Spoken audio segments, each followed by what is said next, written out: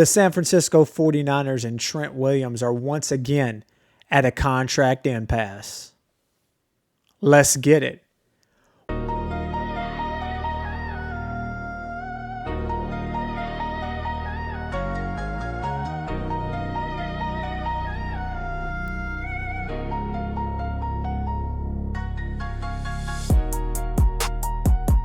Welcome to the Cayman's Island podcast, where we talk all things San Francisco 49ers. I'm your host, David Cayman. In today's show, we are talking about one of the most fascinating roster decisions facing the San Francisco 49ers this offseason, and it centers around one of the greatest offensive linemen to ever play in the NFL. I want to be very clear up front. I love me some Trent Williams. This is not a move on from Trent Williams emotional take. This is how the 49ers build a championship roster 5 years from now type of conversation. Great players make you feel comfortable, but great front offices have to stay uncomfortable. Who Trent Williams is, guys, we know who this man is. Trent Williams is not just good, he's been historically dominant. He's one of the best left tackles of this generation. The man has been an absolute stalwart at the left side of the line. His resume speaks for itself. He's been selected to double-digit Pro Bowls and consistently been one of the best tackles in all of football. If you're going to rush the quarterback, you better bring more than just a strong option, because Trent Williams has been stopping elite pass rushers for well over a decade.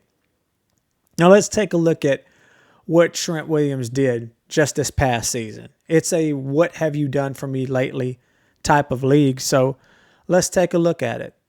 Started 16 of 17 games, which is actually a big deal considering his career durability history.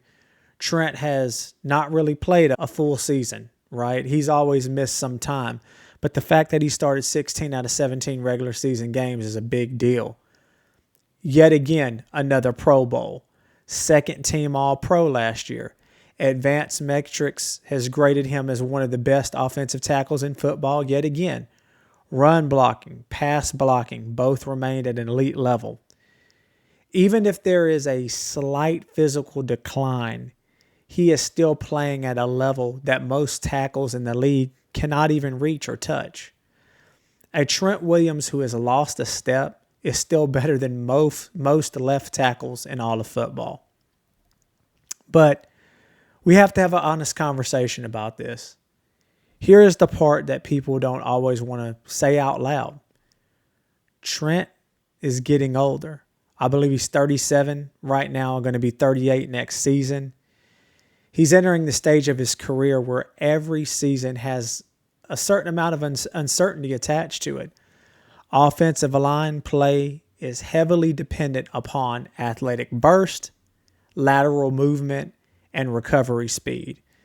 At his age, even a slight drop-off in his quickness really does matter. I do believe that there are moments where he has lost a fraction of that elite, erase the edge rusher type of explosiveness. But let me be absolutely crystal clear. He is still a top 10 left tackle in the league right now. But top 10 does not equal irreplaceable forever. There are players you pay because they're young and ascending. There are players you pay because they are legends. The question I feel is which bucket Trent Williams is in moving forward. Here's the contract reality.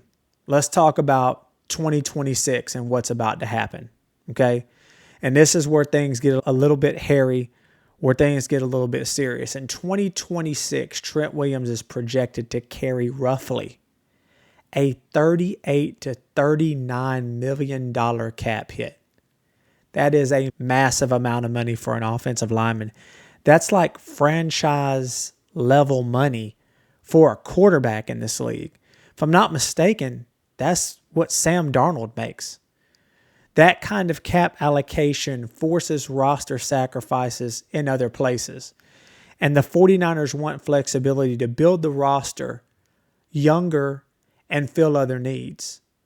The team is not necessarily trying to disrespect my man Trent. They are trying to avoid locking future roster construction behind an old, aging contract.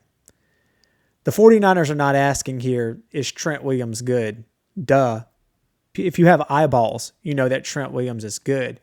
They are asking, how much team do we want to lose by paying him like this? Now, you think about one of my biggest concerns about void years, restructures, and the salary cap trap, right? One of my biggest concerns is the long-term use of void years. Void years can push money forward and create what I would call like salary cap ghosts.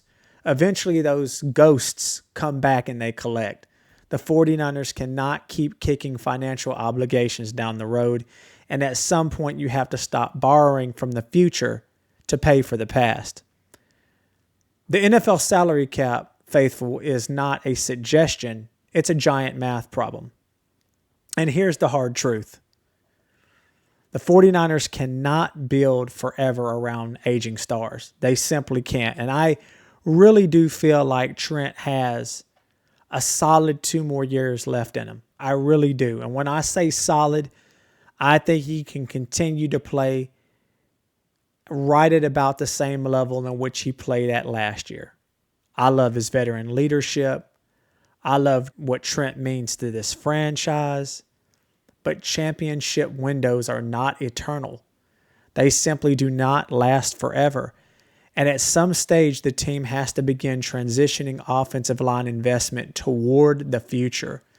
The offensive line is too important to ignore. And if the 49ers were to lose Trent Williams, it definitely hurts. But being emotionally tied to an aging player can hurt you more in the long run. Losing Trent Williams would sting the 49ers today for sure. But paying Trent Williams forever could hurt the 49ers in the future. But this is what I ultimately think is going to happen. I do not, by any stretch of the imagination, see the 49ers just releasing Trent Williams. That's not happening. And my honest prediction is the organization will ultimately give Trent what he wants. And I personally question whether that's the right move at this stage of his career. Loyalty is important, but championship roster construction requires some tough and hard decisions. I just feel like the strategy moving forward, if the 49ers had the courage to make a roster decision, here's what I would consider. Draft a young tackle in round 1. If necessary, move up to secure an elite talent, right? An elite talent at tackle. Add a veteran guard in free agency to help and stabilize the interior. Help whatever young kid you get in the draft and start planning the succession at this position now rather than later.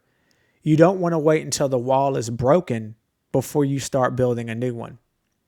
I want to say this respectfully. Trent Williams is one of the greatest 49ers players of this era.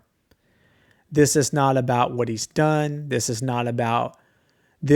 all about where the team must go. The NFL is brutal to aging stars because the league is always looking to get younger, quicker, faster, more explosive. Every legendary player eventually becomes a cap number attached to a memory. And that's tough to say. It's tough to say out loud, especially for a player who I respect, absolutely love. I love everything about Trent Williams. I would love to see Trent retire as a 49er. I just believe the organization has to be very careful about overcommitting financially to a player who may only play another year or 2 max. The 49ers cannot continue to build around contracts that limit future flexibility. At some point, you have to put your foot down and build this roster for the next generation. You have your quarterback locked in. You have an aging Christian McCaffrey. It's another scenario with Christian. You're talking about a guy who's up in age right now, and even with losing, half of a step, still playing at a very high level. But age catches up to everybody. I love Trent Williams, the player. I respect Trent Williams, the legend. But the 49ers have to love the future of the franchise more than any single contract. And that's period. 49ers faithful, that's going to do it for today's show. As always, if you liked the show today, please remember to like and subscribe. If you happen to bump into another faithful, pull out your phone, show them the channel, show them what we're doing here, as it really does help out the channel. As always, guys, take care, be blessed, and go Niners.